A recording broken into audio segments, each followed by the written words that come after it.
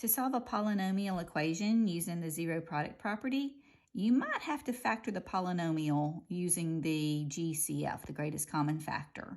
That would be the monomial that will divide evenly into each one of the terms.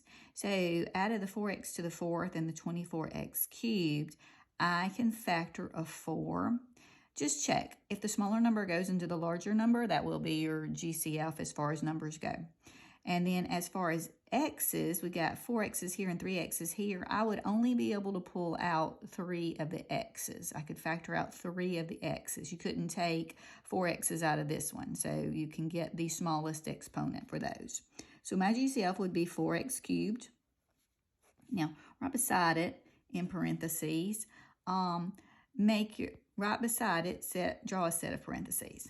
Now, what would you multiply 4x cubed by to make it become 4x to the fourth? Well, the only thing you need is one more x. So 4 times 1 is 4, and x cubed plus 1 more would be x to the fourth. And then, what do you multiply 4x cubed by to get it to turn into 24x cubed? And you just need a 6. So this is factored.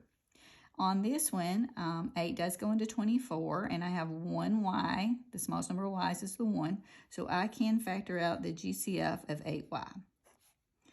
Now, I multiply 8y by one more y, and I will have 8y squared. And I multiply 8y by negative 3, and I would get negative 24y. This is the same thing as distribution backwards, basically. Now here's one where I have the equal sign, so I am going to solve this one. I can factor out a 2 and 1x, so that GCF is 2x.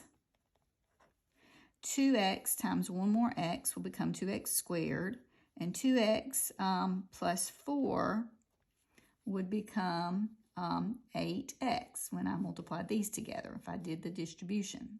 Now that I've got set equal to a 0, let's solve it. 2x equals 0, or x plus 4 equals 0. From the earlier video, we learned that we could do this really quickly. Instead of having to divide it, we could just kind of remember that if I've got 2x equals 0, the answer is going to be 0. And if I've got x plus 4 equals 0, the answer is just going to simply be x equals negative 4. It's just the opposite sign. But here's the steps if you need those. So x equals 0 and x equals negative 4. And on this one, it's got 6n squared equals 15n. I need that 15n to be on the left side so that I can have a 0 on the right side to solve this. So I'm going to subtract 15n from both sides. And I believe I'm going to write it with 6n squared in front of the negative 15n, more like standard form, equals 0. Now I will factor this.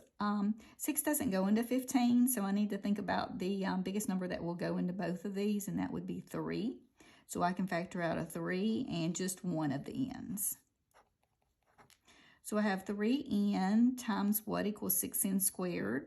That would be 2n. And 3n times what would be negative 15n? That would be negative 5. 3 times negative 5 is the 15. There's the n. So to solve this one, 3n equals 0, so that would be 0. And then, remember, you would do it this way, but all you have to remember is it will be 0. And on this one, it's 2n minus 5 equals 0. But I also told you a shortcut for that one. I'll remind you in just a second. If you add 5 to both sides, 2n equals 5, divide by 2, n equals 5 over 2. The shortcut on this one is take this number, put it in the numerator's place and change its sign and put it over the coefficient of the n. So 5 over 2. My answers are n equals 0 or possibly n equals 5 over 2.